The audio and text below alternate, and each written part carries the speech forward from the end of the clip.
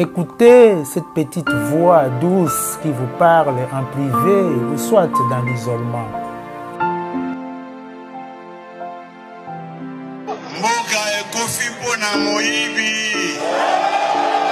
Écoutez cette personne plus importante que Jésus-Christ.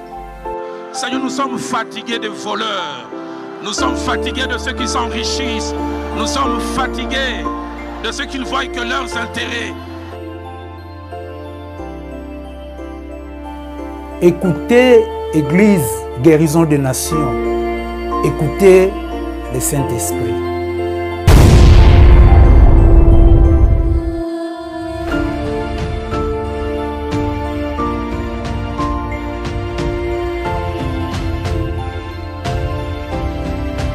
Bonjour chers téléspectateurs, partout où vous nous suivez dans le monde, les abonnés de votre émission magazine Église Guérison des Nations. Aujourd'hui, nous avons le plaisir de recevoir pour vous notre bien-aimé, le pasteur Colin Nzolantima. Pour ceux qui ne le connaissent pas, ils vont le découvrir dans cette émission. Nous allons parler comment dresser nos fronts longtemps courbés, qui maintient nos fronts longtemps courbés, qu'est-ce qu'il fait et comment nous pouvons sortir de cette nation de la prison spirituelle, comme nous avons l'habitude de le dire, et comment nous pouvons donner aux Congolais la sagesse de pratiquer, donner aux Congolais plutôt le courage de pratiquer la sagesse d'enfants prodigues. Oya monaki azolia biloka bangulu abinanda kwa tata nangai nanda kwa tata nangai biloko ezali ebele nani akoti kopesa kokotisa biloko wana na mitu ya ba Congolais po batika kolia biloka ya bangulu.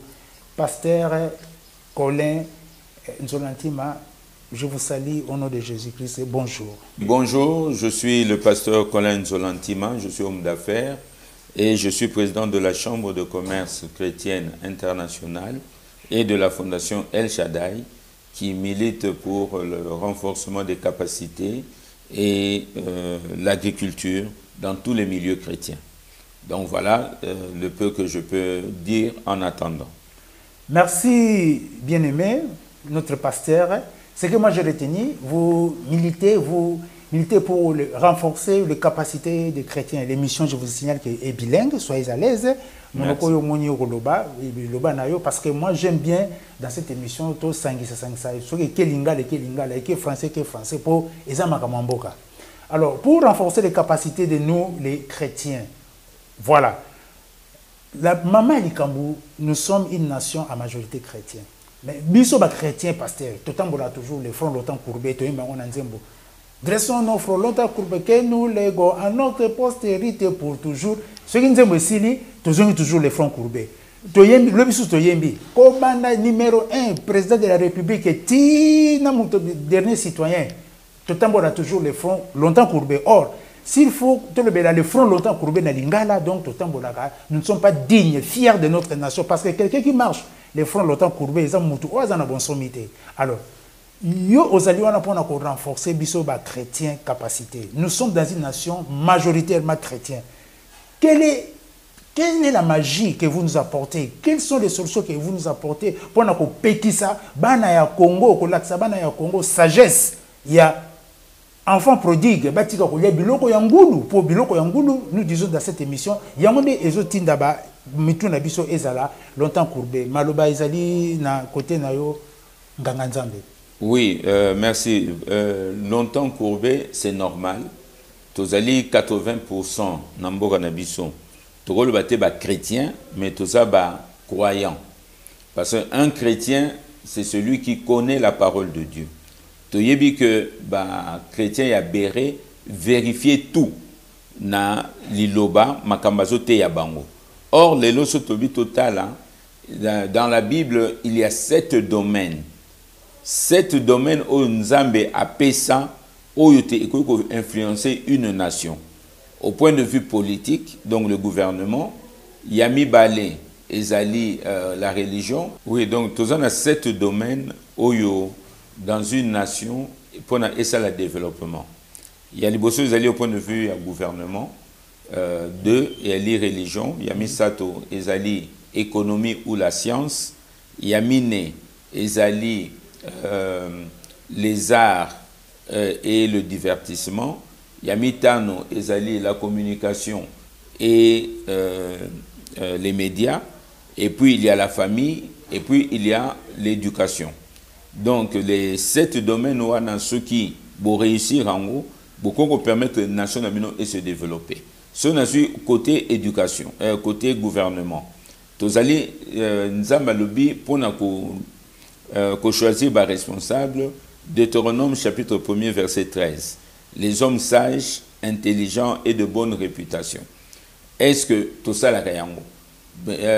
Commission électorale, on a une confession religieuse, mais nana le bagi na biso que pour na ozala élu, il faut un mbongo belé. Nana le bagi que pour na ozala élu, il faut autant la tambola et que balongo la critères, il y a développement, critères bibliques. Donc ce qui fait qu'aujourd'hui Togo la même 500 élections, Mboka ekotelema jamais aussi longtemps que le principe biblique nous a pesi et la maté. Yami Balé, son religion. Quelle est la mission de la religion? Mission de la religion est à Misato. Yaliboso, ko informer Batu, makamuni nzambe alobaka, iloko nzamba lingaki. Yami Balé, ko former Batu, ko rendre Batu par l'apprentissage, la répétition. Comment il faut se comporter? Yami Sato, ko créer l'activité. Église mutu et banda ba école. Église mutu et banda université, église Moutebanda Bilanga, église Moutebanda ba centre hospitalier, église Moutebanda ba œuvre de bienfaisance. Donc, les loso totali l'église na biso, totonga nini, tosala nini. So totali de manière générale en Afrique, il y a plus de 200 000 églises chrétiennes en Afrique. Mais 30 des pays les plus pauvres dans le monde se trouve en Afrique. Donc, to teya batute, to bina, mais to teyate, to format batute. Yamine, l'économie et la science. Et l'okonini église et sengeli kosala au point de vue économique. Bilanganini to sala ka bilangate, musala na biso, to yemba to selaka nzambe aya, nzambe asala.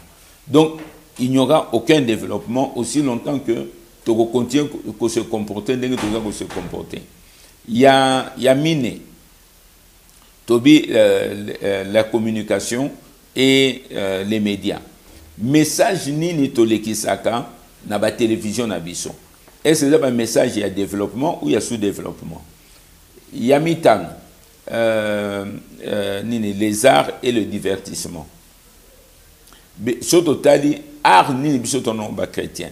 Ba divertissement na biso zalaka ndenge ni. Tozui éducation. Est-ce que tu sais la éducation comme il faut, comme le veut la parole de Dieu? Tout à la boussoto autour nabiso, tu éduques batute. Et puis oya soukane gozwa la famille. Famille des esika oyo bosomi et bandaka.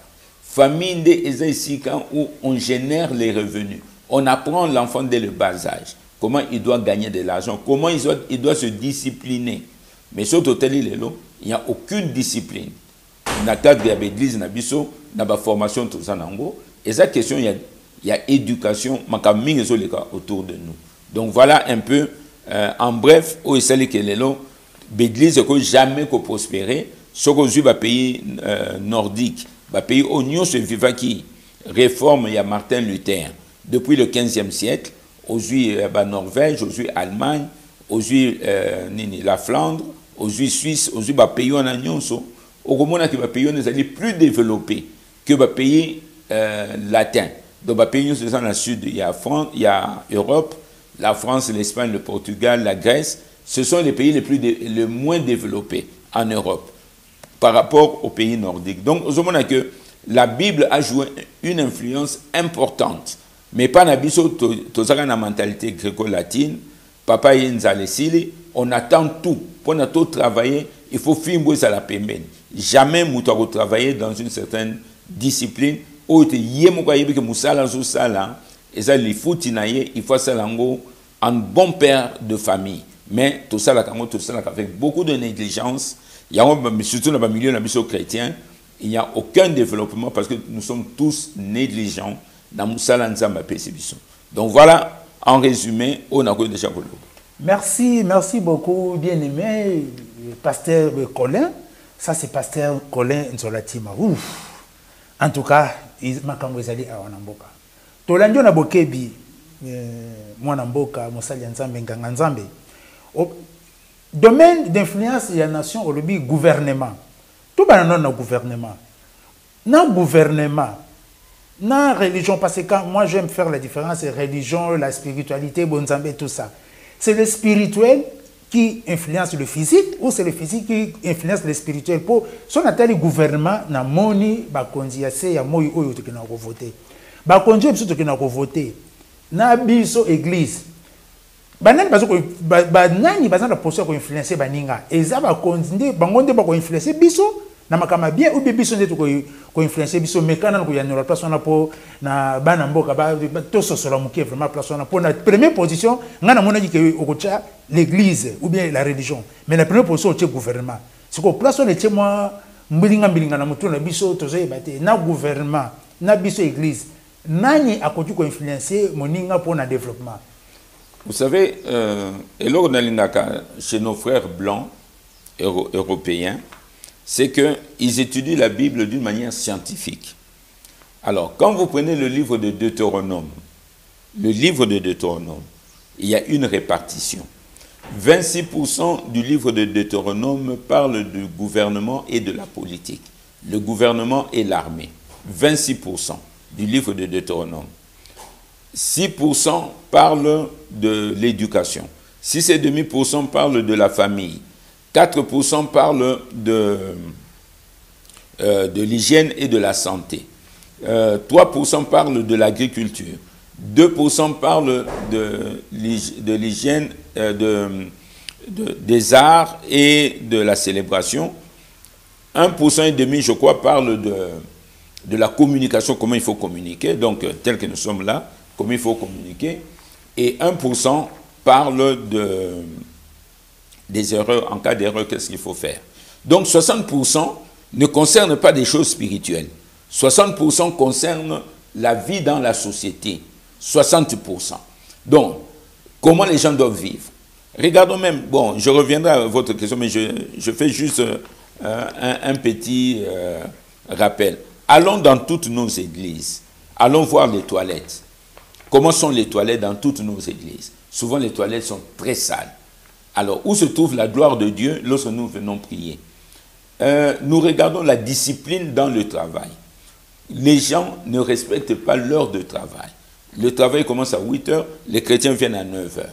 Comment voulez-vous que Dieu vous bénisse? Déjà, vous prenez un engagement devant le Seigneur. Seigneur, je serai devant vous. J'ai pris un engagement dans un travail. J'ai pris un engagement de conduire le patron. J'ai pris un engagement de balayer la maison. J'ai pris un engagement. Parce que le travail, c'est toute activité qu'on fait.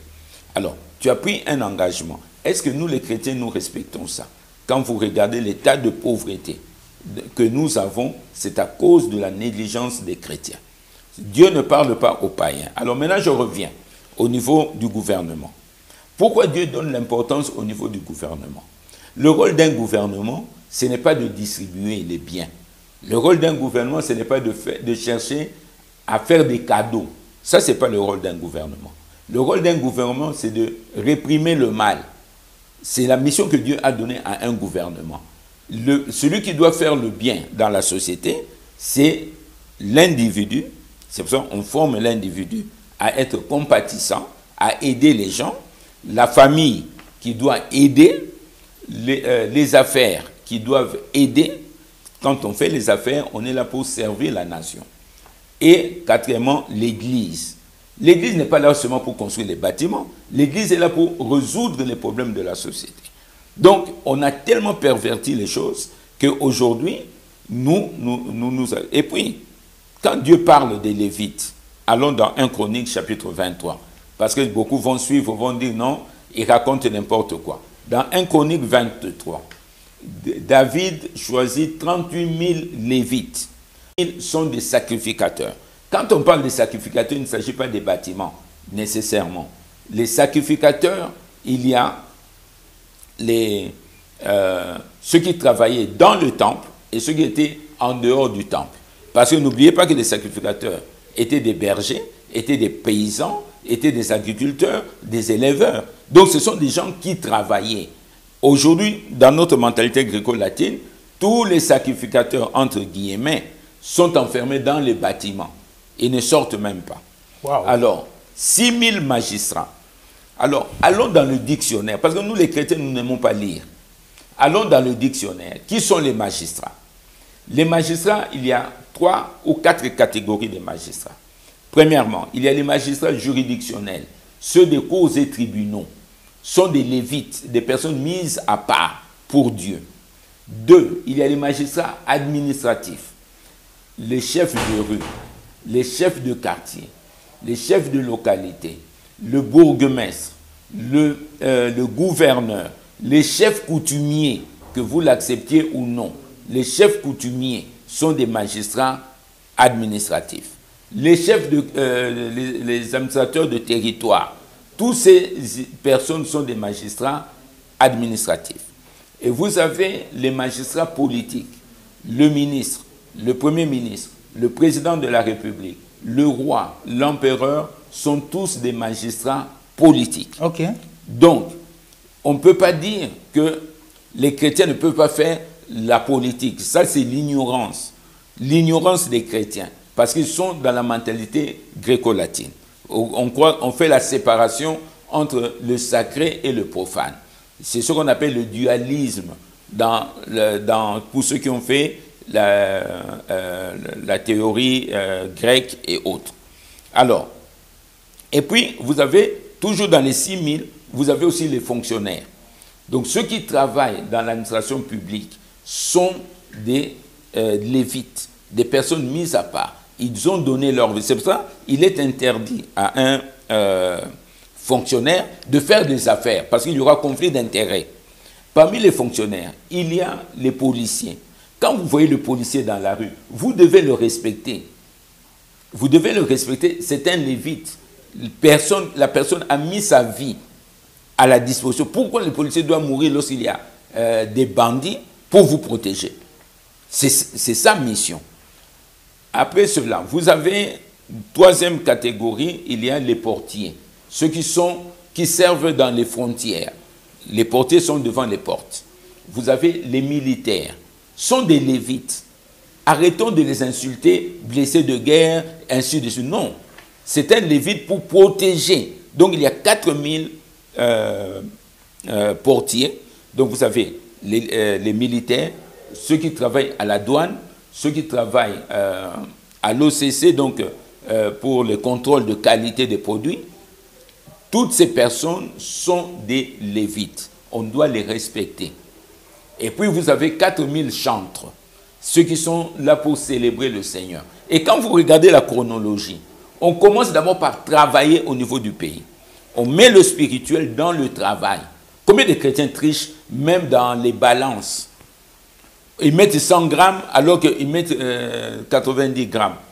Combien de chrétiens trichent en faisant les beignets, en prenant l'huile frélatée de la snelle et tout le reste? Donc nous tous, nous sommes dans le faux. Donc, les lévites sont là pour le sacrificateur, pour enseigner, préparer les gens. Et puis, quand vous avez bien travaillé, il faut une organisation interne. Les magistrats, les fonctionnaires. Il faut que tout cela marche bien. Après, vous protégez les frontières. Et quand vous avez protégé les frontières, maintenant vous pouvez aller célébrer Dieu. Mais nous faisons le contraire. On commence d'abord par célébrer Dieu. Des grandes manifestations de célébration, de prière, alors que nous ne travaillons pas. Waouh!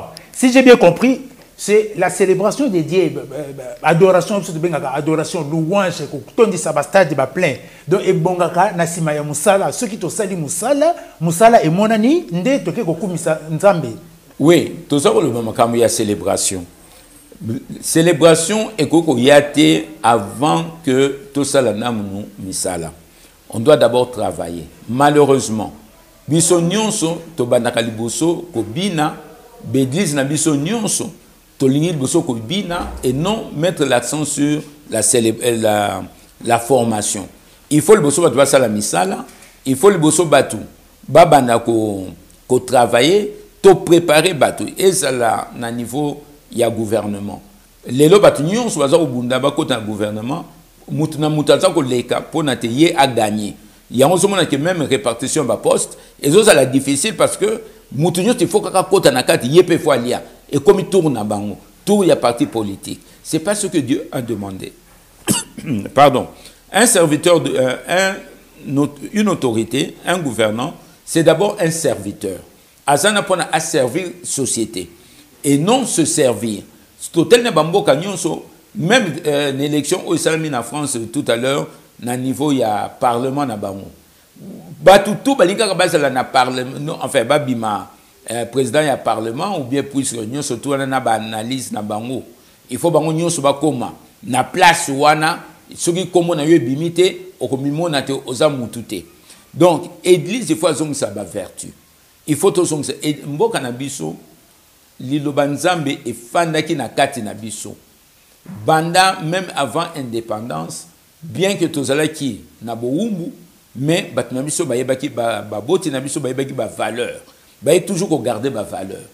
Et l'église peut n'attendre bien que ezalaki ba église moko coloniale mais bayaki na version chrétienne. Basali église, basali bilanga pembeni, basali ba école, basali ba centre de santé. Donc ce qui faisait que nzale zalaki te. Okoko ya l'église était na zomi na yo oyenango na maki, oyenango na bandunda, oyenango na bapondo. Les gens travaillaient. Biso lelo nyon surtout et komi pesanga kabelanga sombelanga. To komi ko luka bambongo libanda, to bomi mboka na biso. Bilanga nini bisika otozali, betonga bisika zali na solo na basala nzambe belé ya ba communauté. Na bi communauté na bino songolo ezali na Congo central. Pona nini bokoyebisa bango kuna te basala bilanga, batili bino bosombi oya bango boteki na Kinshasa. Mais na lobela ça fait presque 5 ans basala kate. Mais tant on nyonso tokoyebisa bandimi ba ko pesa mbongo. Alors que mbongo o il faut baye la biso, yango baki kotika na ba wenze. Yango baki ko pesa na ba biloko mususu alors que mbongo ne fallait étourner na kati ya bilanga. Na kati ya misala na biso. Boni baza malade. Et là on dit epekisi biso to sala ba centre hospitalier. Ya malamu to équipé yango. Toza na ba centre hospitalier na ko so neti na so kaka exemple centre hospitalier moko ezali awana Sonabat. Mukoloni ni biso ba Christo tolubike to équipé pour te bande ko biso ya Sonabata ya kisante ou bien ya zinga bazo santé malam to sala kangote mutu na mutu aki asali ligablo ya dispensaire na ye parce que il faut sala na kombo ya ye na kombo ya etonga na ye bomoko ezali susute na kati na biso ba Christo soki biso ba Christo tozali na bomoko tokoko telimisa mboka oyo na tango moke na tango moke soki toki na bomoko tozana ba ingénieur oyo bazali ba agronome to utiliser bango te pona nini ingénieur catholique tokoko bengise na communauté chrétienne te ayoko pesa mateya oyo nini kimbangis tokoko benga ete na église catholique biso nyo totanga nzambe moko me pona nini tozana bokabwani. Donc nzamba lingi na prière à notre Père Jésus a le bi notre alobi monter abi notre ya biso nyonso. Donc biso nyonso tozala na bomoko. Oui, la diversité kozala nango. Oyo azana ezalebo. Le kopeka misapimi ya loboko. Eza nyonso ekabwana. Mais misapena moko na moko azana mission na ye. Moko na moko azako sala te pona tango kangi lipa olia. Est-ce que biso tozana bomoko? Est-ce que toyebi makasi ya église songolo ndeni tokoke na kofandela na bango ou bien to fandate. Donc voilà ba biloko mingi oyo nzambe alingi to sala mais malheureusement kozanga boyebi na biso esali ke tozo bomana. Na kombo kaka ya Yesu moko mwana na mwana abendani mwana na mwana atala nzela na ye. Na kombo na Yesu Christ mwana na mwana bendani mwana mwana atala kombo na ye. Donc si je comprends bien homme de Dieu, nous ne reconnaissons pas, nous sommes ingrats par rapport à la capacité église X et de reconnaître capacité église Y pasteur X, ou bien serviteur X, azoé baté. Ah, likambo oyo na moni na likambo oyo ya changement ya mentalité na moni pasteur colonel mta maîtriser ngo tika na invité na émission na ngai. Na moni likambo oyo ya moto kitisa moto tuma misala ya satana te. Na moni wana ale muloto ndi mtu ayibi makamona donc tozo ko reconnaître ba capacité ya baninga na biso te ya ngono ndezo longola bomoko likambo zo yebisa biso ngona nganga nzambe. Mais oui, lelo soki tolobi na toza na bomoko tokosisa makambo ebele ya mboka. Nazu kaka problème ne kaka ya mbisi ndenge nazoloba. Nzala ya mbisi oyo zate ba mama beloki nakosoma misu ya Thomson. Soki lelo biso nyonso tozali na nini ke to sangisa pona ko sala bateau de pêche. Et ça là, il faut minimum 50 000 ou 60 000 dollars. Boni toza ko bebisa na ba campagne o tozo sala. Impression ya maputa, impression ya ba badge, impression ya ba t-shirt. Toza prêt à dépenser mbongo na ba biloko wana. Mais soto lobi na batute to sala bilanga. Pona 1000 dollars mbongo ezate. To somba ba pareil ya échographie. Pona te basi bakwa kubota normalement basala ezate. Wana biloko nyonso o ya bomo ya batu toza prêt ya kosala ngote. Wana esengeli biso nyonso tomitala biso nyonso na kati ya betonga tozotambola ndenge nini. Problème eza bapagano te. So natali mboka lokola Suisse, il n'y a que 15 ou 20% des chrétiens. Mais sous bassement oyo nani Jean Calvin atika yango ti lelo okomona jamais bosoto na mabele ya Suisse. Okomona jamais ba produit nyonso ba Suisse ba salaka. Eza de très bonne qualité. Eza la chocolat, eza la montre, eza la nini biloko nyonso ba salaka des alliés de très bonne qualité. Faut moi le besoin de mémoire de Jean Calvin sous bassement ni atika o tika la tiko le libéral na Suisse. Bon, na Suisse Jean Calvin na 15e siècle tango amoni bobola ezalaki na mboka na bango amibendanaki ake kosambela na kosambela Jean Calvin a identifié babloko tolobaki wana ya ba secteur nyonso oza na désordre aye komona te gouvernement il faut azala na bobangi nzambe azala na nini na crainte ya nzambe ya wana moni que intégrité na mboka ya Suisse ezali munene eloko mususu lisusu Jean Calvin atiaki alobi bato baza ko defa bambongo bazoko kozongisa bambongo te parce que taux d'intérêt est très élevé. Jean Calvin Salinini a imposé taux ya 4%. Donc na muto azo defa a ofuta 4% parce que na 4% ko kozongisa na yo pe muto tsaki mbongo na banque ozape na intérêt ya 4% na mbongo na yo bizalelo nesali ke lelo mona kate batu nyonso balinga ko tsambongo na bango na Suisse parce que na Suisse ekofuta puis Suisse ekoboma mbongo na bango.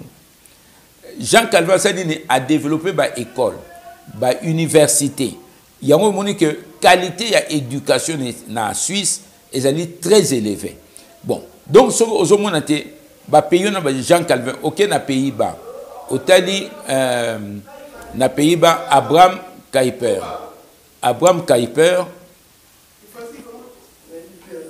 Kuyper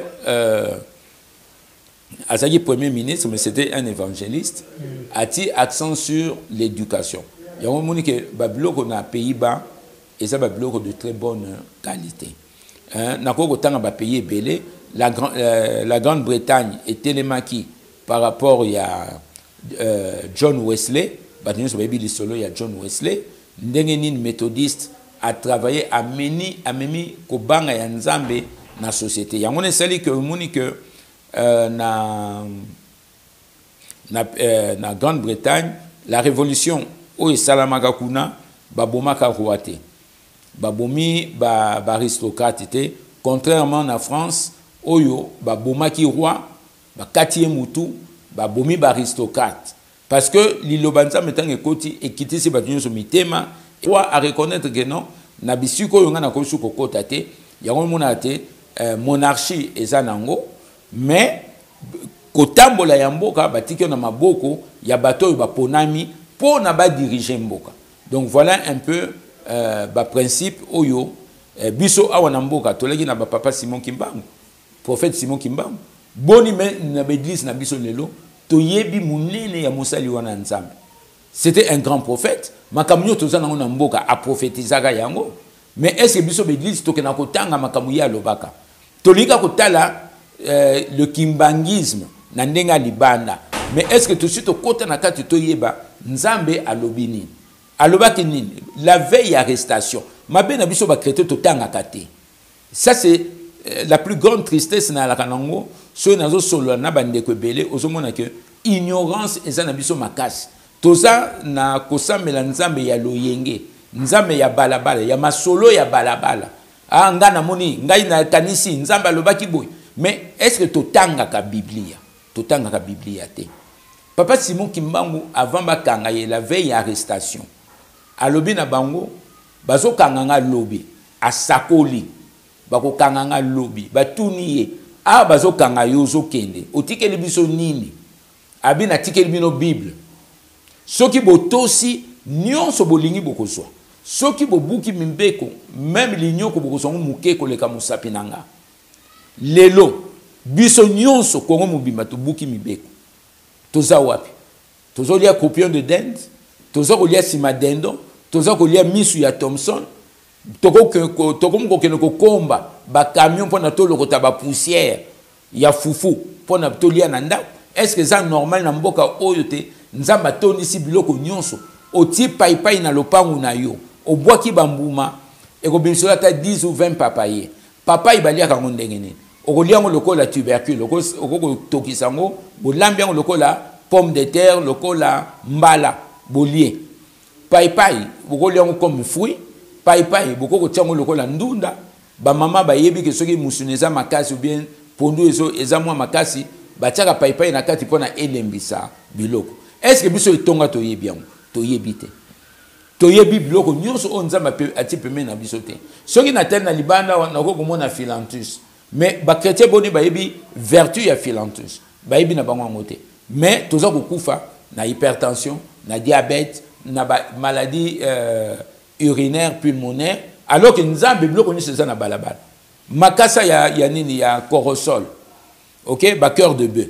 Eza ko soigner ba maladie est belé, ba cancer est belé. Mais tolika ko parler en langue, tolika ka démonstration ya puissance en nzambe. Na Ézéchiel 47 verset 12.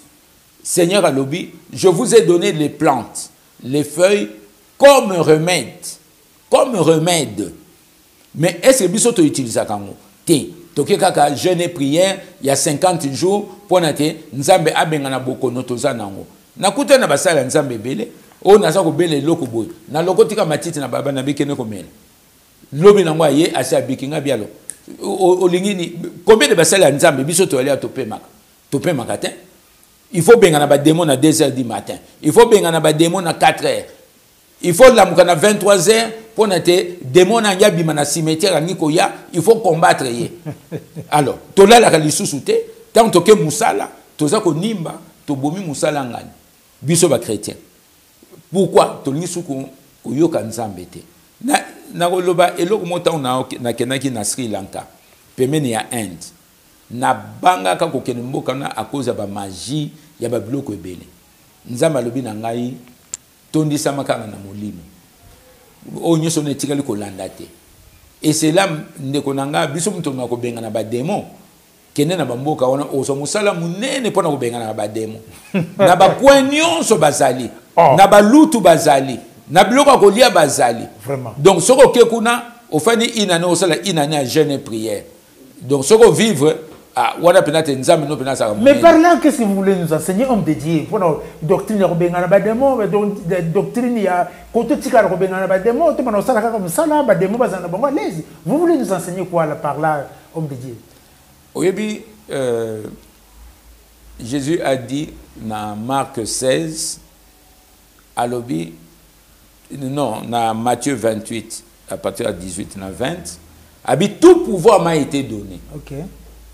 Allez et faire de toutes les nations des disciples. Okay. Et enseignez-leur à observer tout ce que je vous ai prescrit. Okay. Voici, Je suis avec vous jusqu'à la fin des temps. Ok. Tant bakanga ki Paul. Nzamba yebisi abi okokende kobanga te. Nazana yo. Okokoma te pa ya César. Na kozala na yo. Mais bakanga ki Pierre Paul. Ba beti ba film. Nzamba bi pika. Oko continuer. Moussa les ali. Mais film ezanga kite. Donc biso lelo tokanisi biso ba chrétien que parce que ça mais là problème koko yela yote non. Ba problème est la rappel chrétien. Mais tondi sama na nzambe okomona te ba problème est okomino lokola mwana libata. Ba bwa ki mai oningisi o continuer na yo nzela. Mais okoko banga problème te. Okoko banga satana te soko tondi sami nzambe yemo bana ko fungola nzela. Bango ne mutu fo ba kima yo. Biso ba chrétien to comment ko kima. Oyoki ka kesika kuna ba demo bazali ozokima non. Yo mutu fo tambola yo kota. OK? C'est à eux de fouiller. OK? Jésus dit nul ne peut ravir de ma main ce que je tiens. OK? Biso lelo comment biso mutu comment ko kima na liboso ya satana liboso ya nini. À cause il y a désordre tous en ango. Ba chrétien baza sous discipliné te. Chrétien na lobi yango tout à l'heure. Ceux qui ont engagé chrétien na musala na yo, yeba te musala c'est koufi. Très bien. Ont engagé chrétien musala et koufi to comme lokola bana libata babwa ki mai to longoli donc to banga lisusu ba problème te. Siko yo pona mama likamona biso to zonga pasteur Nzolantima. To banga mama likamona. To banga makamute. Problème na biso o ya Congo. Congo ndenge tokomi kolia biloko ya ngulu. Ndenge tokomi kolia biloko ya ngulu, mayele ya sagesse ya enfant prodigue. Ezate to zubana ndoka tata na biso. Maintenant na problème wana formation na yebi ko pesa biso formation. Ko pesa biso formation en dehors ya formation na mona ki pe na Congo Béni Israël o intervenir aki. Na message kitoko. Qu'est-ce que okoloba na ba congolais au besoin d'habitude na itando eke awa o le bango message ezali nini par rapport à solution il y a problème na biso na 5 minutes pour to chiter na émission na biso. Mais eloko lo bezami te to zonga li lo banzabe to tenga ma biso nyonso 80% mate ya to pesa ka biso nyonso eza source biblique te to tanga eza ba slogan mais eza biblique te. Parce que c'est biblique, mais aussi te transformer ma belle. Mais bozui et c'est zonga na mboka. Église kaka, église kandeka to zawana. Ce qui a 20% des chrétiens va décider de travailler to changer mboka. 20%. 20% seulement. Donc le message 20% il y a des chrétiens to décider to kota na musala, célébration après, ko yemba après, ko bin après, ba danse après, ba adoration et belle après mais 20% kaka ya ba chrétien to koti na musala nde solution au proposer na ba bazo ko landa biso. Mais 20% tous en a besoin mingi te. 20% kaka. Ozala na gouvernement za chrétien. Osala kanini. Oza na kati ya ba faire. Tant que na ko importer biloko, o importera biloko nini. Yako bikisa to yako boma bato. Ngai nata on a bana ko sala ba faire. Et oui, effectivement na yekite na sala ba faire na ganya ka mbongo na ngai. Tinza me kote ya ngabite. Et elle était pour gagner mbongo. Et elle pour osunga bato baza zinga zinga. Ba vitre na Kinshasa. Ngambutu na kitisa ka ba prix ya ba vitre. Très bien. Ba vitre zaki na $23.50. O ba yebi na tango wana il y a presque 20 ans. Ba ko somba ba vitre, mingi bazali ko somba ba vitre pananga. Parce que na kitisa ki ba prix ya vitre longo na $23, na ko tia ba vitre tina $9. Très bien. Donc, bécole gratuite. Na banaki bécole gratuite depuis 1991. Na tangsi bana ofele. Il y a une question bon et ça question il y a stratégie ensemble. Il y a une période pe na ki nanga ba mpiaka nanga, mais nzamba lobi sala. Nesko nzamba na mpiaka nanga. To tangisi bana. Bana batangi ofele, bana ba ko zanga eloko te. Bato bazola nanga o bazali na bandal, na côté na nkulu, na mularu wana, na venu nkulu. Pemeni ya bar mate, toki na hotel nkulu, toko sala kuna. Bana nyoso ya bandal bazaki wana. Baiko ya kutanga ofele. 300 bana bazotanga nzambe a permettre que tozui ba loso. Mwana na zongi na ndaku na 5 kg ya loso na 2 kg et demi ya madesu. bana batango fele pe ba kabela bango biloko. C'est là où j'ai compris la puissance de Dieu. Toké na cité Mobutu. To celle-ci école gratuite kuna. Bana bagi na basanzete. Bazo tanga na sanzete. Pendant 2 ans nekonanga. Mbule beta na moite. Mbule beta na moite. Mbule beta ka na butu. Tant bana nyoso basi bakei. Nzamba ako protéger bana. Nzamba ni tiko biso tozo sambela. La question, Nzambe ni tozo ko sambela lelo. Il y a slogan. Il y a slogan. Donc to bossa ni mibe. C'est que Nzambe a un slogan, Nzambe a dans nos mœurs, dans nos comportements, dans notre culture générale et culture populaire, Nzambe a na bizale na biso ndenge tolobakake, il y a le corps à 3 entités, esprit, corps et âme. Nzambe a na esprit a na âme na biso dans nos pensées. Donc voilà le problème. Si homme de Dieu, si j'ai bien compris, ezali na église oyo ezozongisa Yesu nekulusu.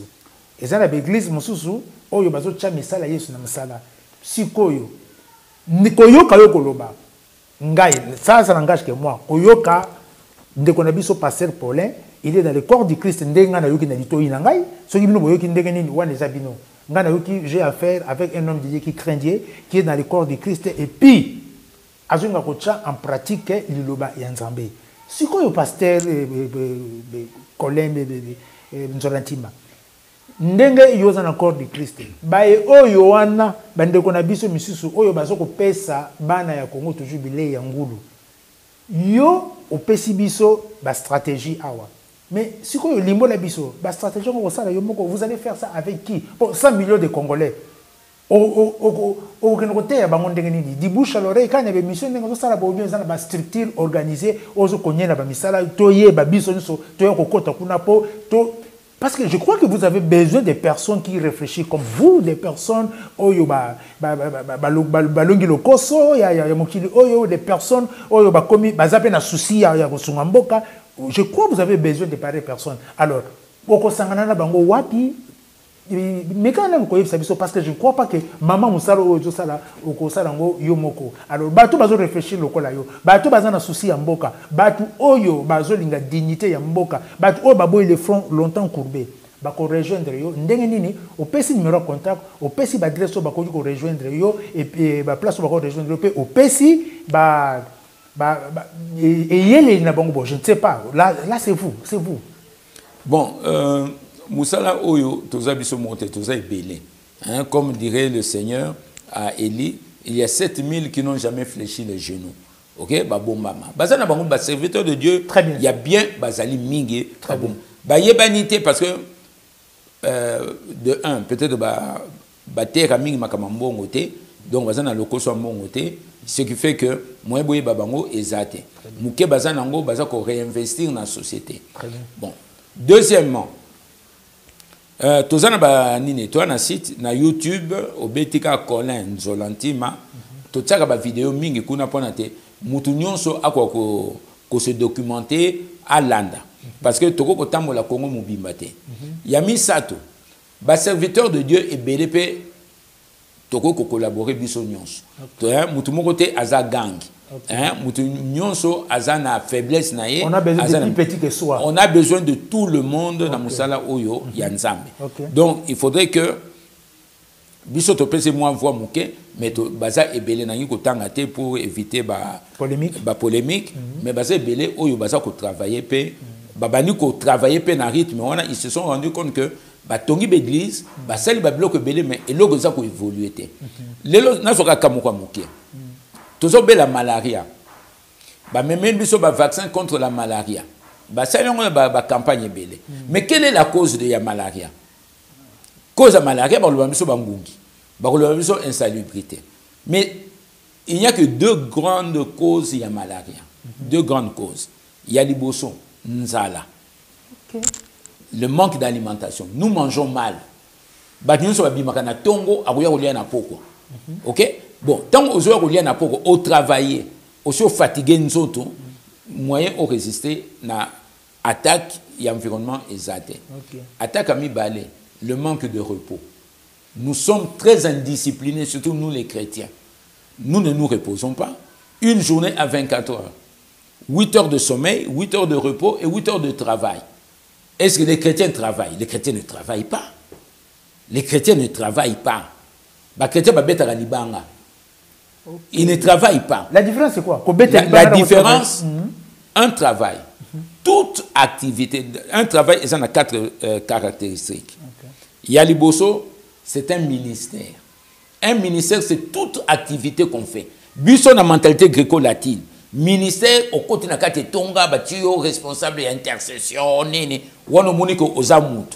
Mais au nous ça na musala, au azoya l'église, au aza cordonnier, bois qui na libanda, aza na place na l'église parce que aza mutumoko sacré. Il y a des maman bateka mikate, il faut respecter bango. 2, c'est une vocation, c'est un appel, c'est un mandat, une mission. Nous avons pesio, ne si kozo sala. Il faut que mission na yo. Nazali na canal CVV, mission nanga en tant que journaliste. Et dit que nous avons les bonnes informations. Je dois me documenter. Il faut na landa, na tanga batum. Attends, on va contre CVV. Il faut na tanga bango. Mais je m'excuse, on va poser question. Gouvernement a eu telle décision. Quelle est la part de l'Église? Journaliste a répété textuellement Oyo, gouvernement et lobby, sans apporter l'apport spirituel, scientifique, chrétien. Yamisato, c'est une passion. Ozosal musala olingi yango. Ezana bolingo nyoso. Puisque olingi yango o komi excellent na musala wana. Ozana expertise ya musala wana. Obana ko tuna batumusu basala kandenge nini. Ozosala ba recherche. C'est ça aimer. Et 4e mission, il y a caractéristique, il y a travail, c'est la compassion. Ozosala musala na bolingo. Parce que na sunga bandeko nanga. Na lingi batu bazala bien. C'est ça les caractéristiques du travail. Maintenant, quand on a l'église na biso. Quand on a même dans le milieu, nous sommes pasteur. Est-ce que nous faisons le travail ou bien on a libanga? Vous avez défini le travail maintenant, libanga. Libanga, nous sommes à l'art. Nous sommes à l'art. Nous sommes futi minerva là-bas. Il y a la communauté talingate. Et talingate. Souffrance, beaucoup comme on a salité. Et talingate. Mais nous avons comme l'église que non. Makambo yokeneka bokongo ekena onka boye po nzambe alobaki déjà que le temps de la fin batu bakokoma boye mboka na biso pe ekena ngo pe kaka boye biso to lokana biso lola to tika ba salité ba kisama nango ba recevoir ba kuma na ba demi terrain ba carburant et mata donc mboka ekokeneka ndenge zo kene boye ekobonga te biso to lokana biso lola nazoka ba enseignement et belé biso lo ba na sens ndenge wana siko nganga nzambe yo lobi ndenge nini oko travailler na banani oyo bazoko comprendre l'enseignement oyo poto kende ko affaiblir to kende nako je manque même les mots donc si pas affaiblir mais to kende nako stopper ba genre ya ba enseignement wana oyo zo pesa goyiko oko travailler na banani boza ebele boza wapi bisope toya to sangana toza ba formation tous les samedis na rond-point Kimpwanza na concession Nzolantima tous les samedis toza on a de 10h à 13h30 pour se comprendre, to ye ko la biso nyonso ndenge no koko lona ai na basak, ndenge no koko lona ai na ba milankara ya plastique, ndenge no koko lona okoko bomba tomate na yo, ndenge nini okoko sala ba. Donc vous êtes plus dans l'agriculture. Mais eloko le boso nzamba ba kini assujettissé. Est-ce que tant autant qui commandement nzamba ba ki boton église? Tant que abandaki na Adam et Ève. Et ça c'est qui va sambel. Assujettir. Assujettir za kolona. Kolona parce que tant ozo sala bilanga basala ngona bolingo. Bolingo so ozo sala parce que il faut assujettir la terre, jardiner, garder, préserver. Donc il faut ozo soin ya banine, oza ko elaguer, babi ko baby saté. OK? Oza ko elaguer pour oza la beauté. OK. OK? Biso lelo mbongo nyo so kota bilamba ba fagnon, ba liputa église, ba t-shirt, ba estrada minene. Masanga kindumba kolangwa, ba bar. Nous surtout nous ne formons pas les gens. Toliakate. Ça ce n'est pas assujettir. C'est pas assujettir. Quand on parle de l'assujettir, c'est bilanga. La terre, Dieu a dit toucher la terre. Ce qui bolingo zate aussi mi mabele baby. Ya on bato ba tsaka ba engrais mingi. Parce que linga mabele pas kangi. Na ko kanga on a le ko zo ba engrais chimique, bobani ko tia. Donc bato bazo lona na bangre donc balingi na mabele balingi mabele mabele pas tangi ba mais pour ozoboma mabele pas lui loko ozoboma nga pe na bomi na bomi be bosala na yo yelo Pasteur Colenzo Lantima, vraiment nous sommes bénis vraiment, nous sommes bénis, moi je crois vraiment, si vous n'êtes pas bénis, moi je suis béni. Oh, bah, intelligence, tout ça on a tina, nakati mboka na biso, ba papa kimbango bakenda, ba mama olangi bakenda, ba ale muroto bakenda, ba papa continue bazali na bomoyi. Na liste on a na robape, Pasteur Colenzo Lantima azali. Ceux qui battent pardon, comment on m'a bêté. Mon colonel parce que nous, c'est l'église guérison des nations. Nous avons besoin des intelligences. Nous avons besoin des intelligences. Oyo, et vous avez porté solution, il y a dresser nos enfants longtemps courbés. Le col à l'élo, mon sali en Zambie à l'axibiso pour dresser nos enfants longtemps courbés. Ngamboueza kanabiso moko, pour te linko si je tire la terre, te linko se repentir, repentons-nous. Tout ça dans Nzamba solo, Nzamba longana slogan, Nzamba longana esprit, à côté na âme, na ba pensée na biso. Toi si je tire ma belé, toi ti ka côté na ba coin, toko finga ba konzi toko lemba, toko critiquer politique ti toko lemba. Mbuma oyo ebomaka lidesu ezaka na kati ya lidesu. Nzokande mbuma ngonini, c'est la mauvaise semence, ba mauvais enseignement oyo bazola sabiso ke toke na biso kaka lola mboka yoke na kaka boye papa mokote akomona miso ya nzambe soka bongisi mboka na yete jamais lola wapi yoko kene mabele ba peso ko bongisa te e bongo lola ni yoko kota ndenge na lobaka soki ozangi Saint Esprit so ozangi marque Saint Esprit na mbonso nao ya 666 okozanga ngote Pasteur Colenzo Lantima, vous étiez vraiment une bénédiction pour nous. Aujourd'hui, on peut ça, numéro, il y a téléphone, dernier. Qu'est-ce que le mot de la fin pour une émission de l'eau, le binini, le mot de la fin? Oui, au Balinko Zwabiso, tu as une concession, Nzolantima, na rond-point Kimpwanza, et puis téléphone 081 015 74 47.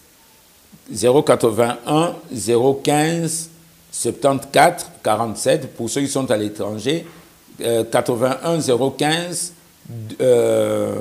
74 47 en mettant le code 243 ou bien le 99 99 25 241 9 4 fois 25 241. Vous pouvez venir nous voir et le mot de la fin, j'aimerais simplement vous inviter, nous chrétiens, asseyons-nous. Comme Néhémie l'a fait, nous devons nous asseoir, réfléchir sur l'état de notre chrétienté. Le réveil a commencé depuis 73-74. Jusqu'à ce jour, 73, le pays était parmi les pays les plus émergents, qui étaient très riches. Tout le monde voulait venir au Congo. Depuis ce temps, aujourd'hui, nous sommes parmi les pays les plus pauvres. Nous ne devons pas faire un bilan. Quel est le bilan de votre église aujourd'hui? Vous avez commencé depuis 10 ans. Est-ce que vous nourrissez les fidèles? J'ai été en Afrique du Sud. Une église qui est là de Kwazisa Bantu, Erlostigen. Tous les jours, 1500 personnes mangent gratuitement le matin, à midi et le soir. 1500 personnes avec la production de leur champ. Est-ce que nous sommes incapables de le faire? Ne fût-ce que pécher ici au fleuve. Ne fût-ce que pécher. Il n'y a pas d'excuse à notre pauvreté. C'est notre ignorance. Nous avons changé la Bible en disant « Mon peuple périt par manque de prière ». C'est pour ça que nous prions beaucoup en négligeant le travail, la connaissance. Dieu a dit « Mon peuple périt par manque de connaissance ». Revenons à la connaissance, mes frères. La situation sera encore plus dramatique dans les prochaines années si nous ne nous réveillons pas, si nous ne changeons pas nos comportements. Nous allons tous pleurer. Combien de nos frères pasteurs vont à l'étranger se faire soigner? Pourquoi Dieu ne les guérit pas, remplis du Saint-Esprit ici? Pourquoi seulement les pasteurs qui sont pauvres doivent mourir comme des chiens en manquant l'aspirine? J'ai été témoin de la mort de Yawili Gonda. Yawili Gonda qui a chanté pim-pom, pom, pim-pom. La veille de sa mort, j'étais à Mama Yemo, à l'hôpital. Yawili Gonda est mort parce qu'on lui a fait une perfusion avec des sérums glucosés alors qu'il était diabétique. Parce qu'il n'y avait pas d'hôpitaux sérieux dans notre pays que nous, les chrétiens, nous avions fait. À l'époque, tous les pasteurs qui ont intervenu à ce deuil, ils ont dit nous devons avoir des hôpitaux. Nous devons faire 40 ans après. Où en sommes-nous? Nous n'avons aucun hôpital sérieux. Mes frères, il est temps qu'on se réveille. Arrêtons de croire toujours que le Saint-Esprit viendra nous guérir parce que nous sommes dans la débauche, dans la médiocrité. Le Saint-Esprit ne viendra pas. Parce que Dieu a dit assujettissez. Dieu a dit travailler.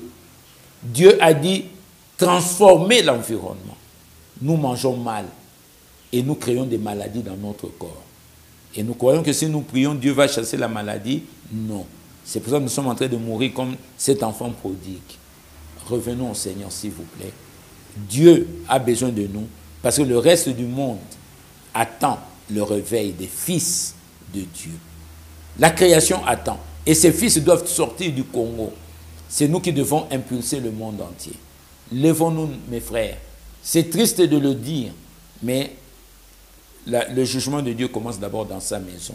Et si nous nous mettons réellement au travail, nous allons bénir notre pays et l'Afrique et le reste du monde. C'est pour ça que les gens viennent ici, mais ils viennent pour la conversion. Soyons sérieux dans notre appel. Que Dieu vous bénisse tous. Amen.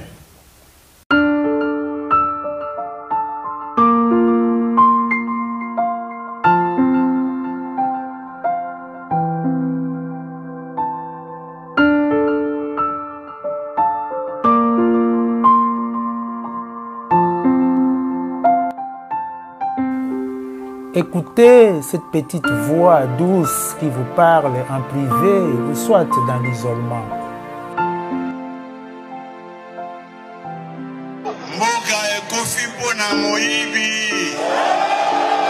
Écoutez cette personne plus importante que Jésus-Christ. Seigneur, nous sommes fatigués de voleurs. Nous sommes fatigués de ceux qui s'enrichissent. Nous sommes fatigués de ceux qui voient que leurs intérêts. Écoutez, Église, guérison des nations. Écoutez le Saint-Esprit.